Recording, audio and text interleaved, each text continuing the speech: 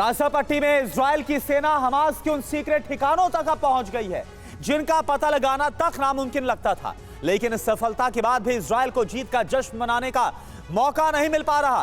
अब इजराइल को एक साथ दो मोर्चों पर बड़ी जंग लड़नी पड़ रही है। हिजबुल्लाह का चीफ नसरल्लाह कल बड़ा ऐलान एक बार फिर से करने वाला है।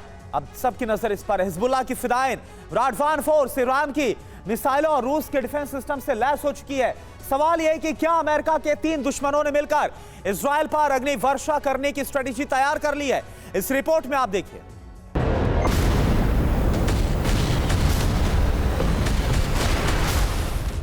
अड़तालीस घंटे बाद अरब में दहन काल।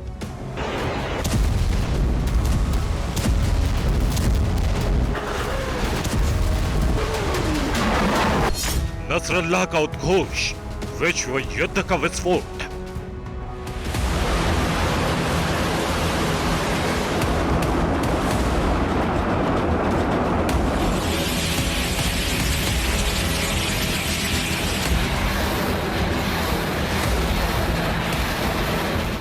पुतिन का अरब अग्निपथ, हिजबुल्लाह को रूसी अस्त्र।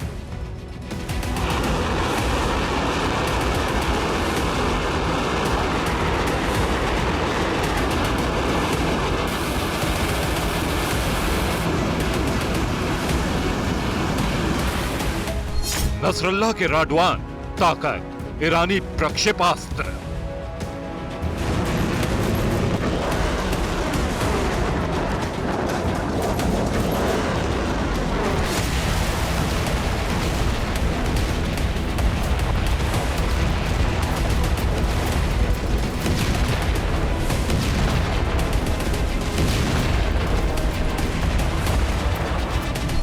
यरूशलम विजयाभिषेक, नसरल्लाह को पुतिन का आदेश।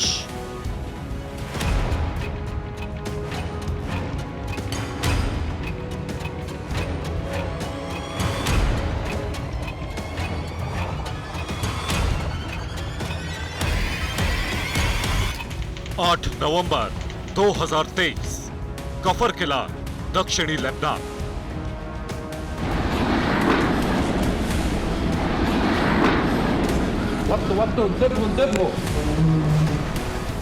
आधी रात को इजराइल और लेबनान की सरहद के पास हिजबुल्लाह के कंट्रोल वाली जमीन आग के शोलों में बदल गई।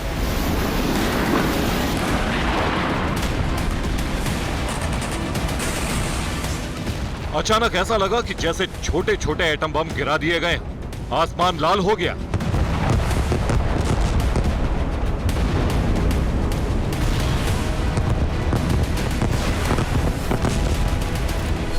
कुछ ही मिनटों में दक्षिणी लेबनान का कफर किला गांव तबाह हो गया। ये हिजबुल्लाह के बहुत बड़े हमले से पहले इजराइल का बड़ा हमला था।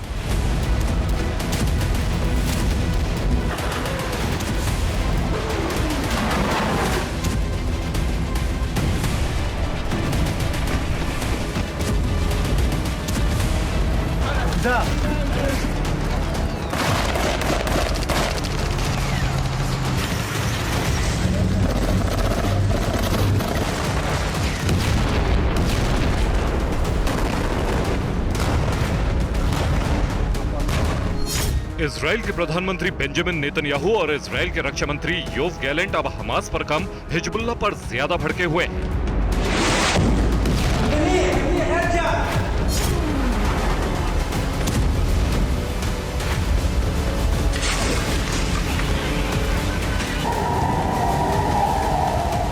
अचानक युद्ध क्षेत्र में कुछ ऐसा हुआ है कि गाजा पट्टी का युद्ध लेबनान की ओर शिफ्ट हो गया है। जितने भीषण धमाके गाजा पर हो रहे हैं, उससे भी भयानक आग लेबनान में लगी।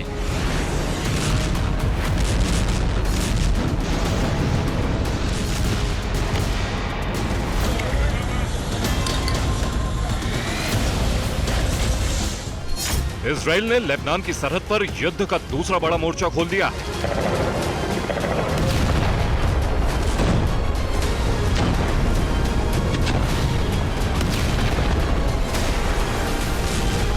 क्योंकि मोसाद को पक्की खबर मिली है कि शनिवार को हिजबुल्लाह चीफ नसरल्लाह इजराइल पर 7 अक्टूबर से भी बड़े हमले का प्लान कर रहा है।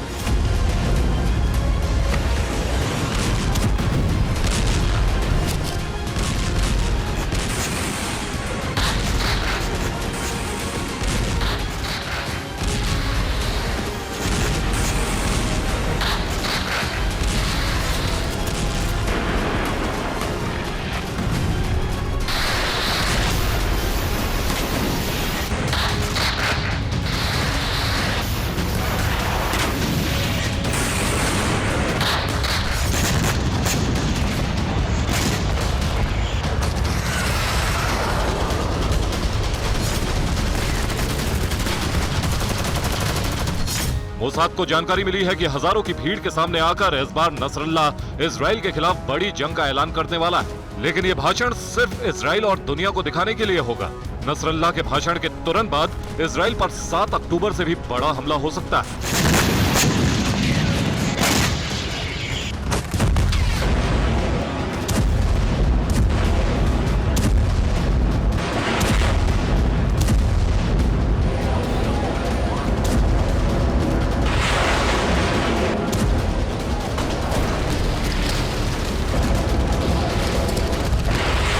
नसरुल्लाह ने इजराइल पर ट्रिपल अटैक प्लान किया है। हिजबुल्लाह की ओर से इजराइल की ओर एक साथ 5000 मिसाइलों से हमला हो सकता है।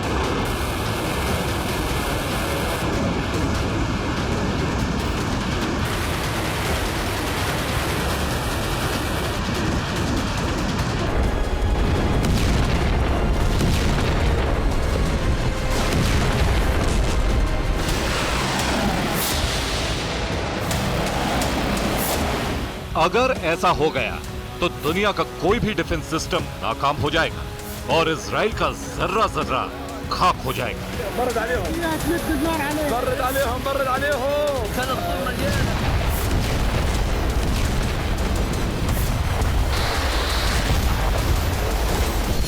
7 अक्टूबर को हमास ने इजराइल पर एक साथ 7000 रॉकेट दागकर दुनिया के सबसे मजबूत डिफेंस सिस्टम आयरन डोम को नाकाम कर दिया था। हमास के पास दागने के लिए छोटे छोटे रॉकेट थे, लेकिन हिजबुल्लाह के पास हजारों की तादाद में ईरान की बैलिस्टिक मिसाइलें।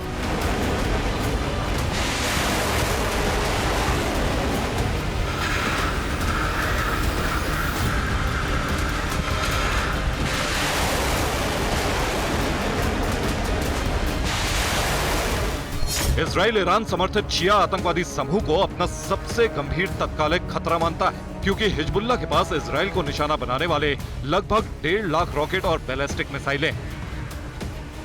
अगर हिजबुल्लाह ने मिसाइलों से अग्निवर्षा कर दी और 2-4 मिसाइलें भी इजराइल पर गिर गई तो हाहाकार मच जाएगा, यकीनन विश्व युद्ध छिड़ जाएगा।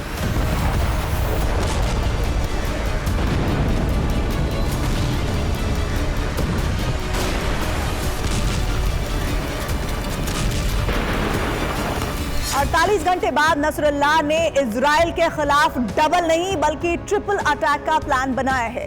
नसरुल्लाह के आत्मघाती राडवान कमांडो इजराइल में घुसकर हमला करेंगे। हिजबुल्लाह से मिसाइलों की अग्नि वर्षा होगी, लेकिन इसके बाद इजराइल के क्रोध से बचने के लिए नसरुल्लाह ने प्लान नंबर 3 भी तैयार किया है।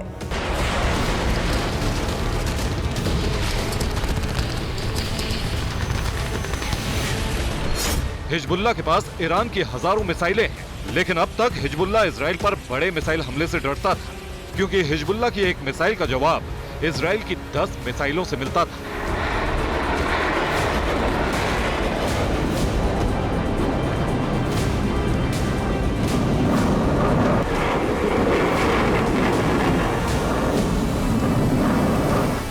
हिजबुल्लाह के पास मिसाइलें तो हैं, लेकिन मिसाइल डिफेंस सिस्टम एक भी नहीं। आयरन डोम और arrow missile defence system Israel को हिजबुल्लाह की ईरान मेड मिसाइलों से बचा लेते थे, लेकिन इजराइल की हर मिसाइल हिजबुल्लाह के ठिकानों को जलाकर खाक कर देती थी। लेकिन अब युद्ध का खेल बदल गया है। अब हिजबुल्लाह के पास ईरान की मिसाइलें और रूस का मिसाइल डिफेंस सिस्टम।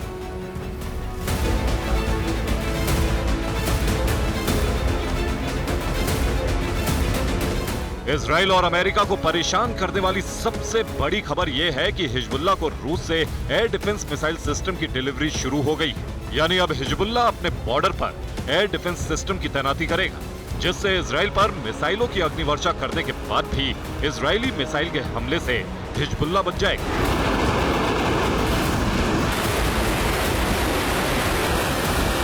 शनिवार को नसरुल्लाह इजराइल के खिलाफ अपने ट्रिपल अटैक प्लान को जारी करने का ऑर्डर दे सकता है और इस हमले की जिम्मेदारी हिजबुल्लाह के जिस राडवान फोर्स को दी गई है वो हमास की तरह सुरंगों में छिपकर नहीं रहती।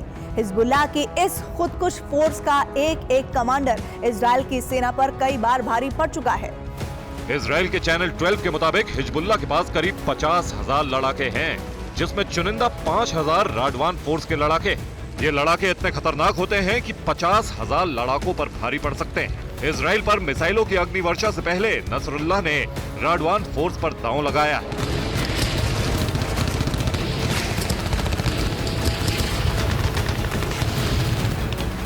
हिजबुल्लाह ने राडवान फोर्स को दक्षिण लेबनान में इजराइल से लगी सीमा पर तैनात कर दिया है। राडवान फोर्स के 5000 लड़ाकों में से 2500 लड़ाके फिदाइन यानी आत्मघाती कमांडो हैं। राडवान फोर्स के ये फिदाइन लड़ाके सीरिया में जंग लड़ चुके हैं। राडवान फोर्स के लड़ाकों को ईरान के इस्लामिक रेवोल्यूशनरी गार्ड अल कुद्स फोर्स और साबेरिन कमांडो बेहद सख्त ट्रेनिंग देते हैं। दुश्मनों की पोस्ट पर कब्जा करना और जवाबी हमला करने में राडवान फोर्स के लड़ाकों को दक्ष माना जाता है। सैनिकों और आम लोगों को बंधक बनाना भी इनकी खासियत है। 2006 में तो लेबनान युद्ध के दौरान राडवान फोर्स ने 2 इजरायली सैनिकों का ही अपहरण कर लिया था।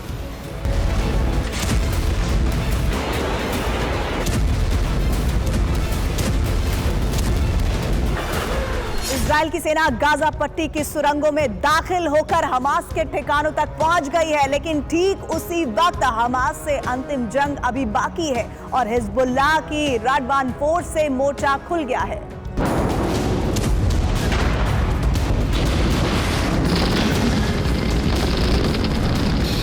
कुछ देर बाद नसरल्लाह फिर बोलेगा, इस बार टीवी के जरिए नहीं, सबके सामने आकर।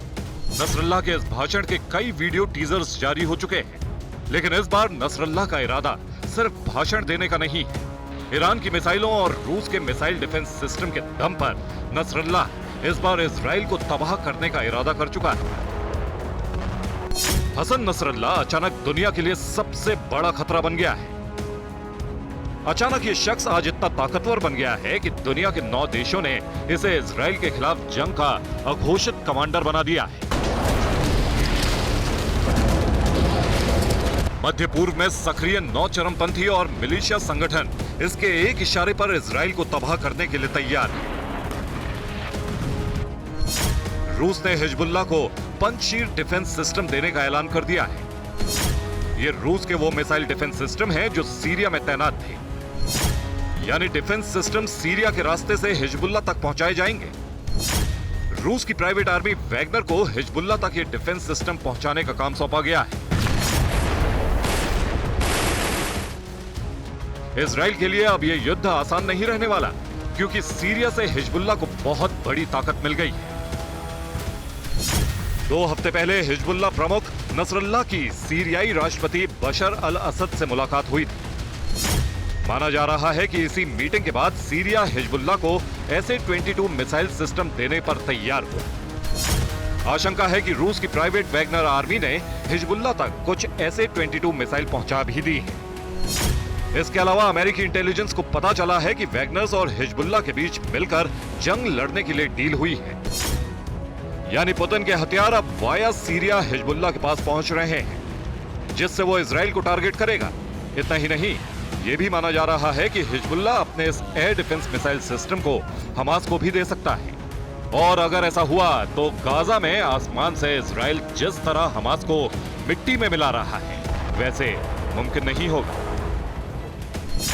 SA-22 air defence missile system Hamas और हिजबुल्लाह पर होने वाले इजराइल के सभी तरह के हवाई हमले रोक देगा। ये मिसाइल सिस्टम इजराइल के F-16 और F-35 जैसे खतरनाक फाइटर जेट्स को मारने की ताकत रखता है। अगर ये हिजबुल्लाह को मिल गया तो इजराइल की बैलिस्टिक और क्रूज मिसाइलें भी नाकाम हो जाएंगी। इसके जरिए हिजबुल्लाह और हमास इजराइल के अटैक हेलीकॉप्टर्स को बहुत आसानी से टारगेट कर पाएंगे।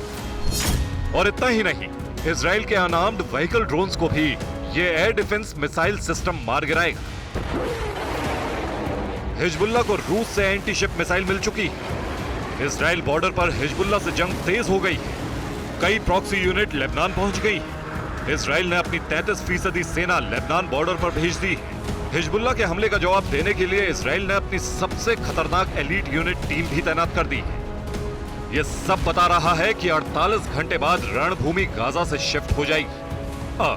हमास नहीं, हिजबुल्लाह से महायुद्ध होगा। Bureau report, TV9 Bharatvarsh.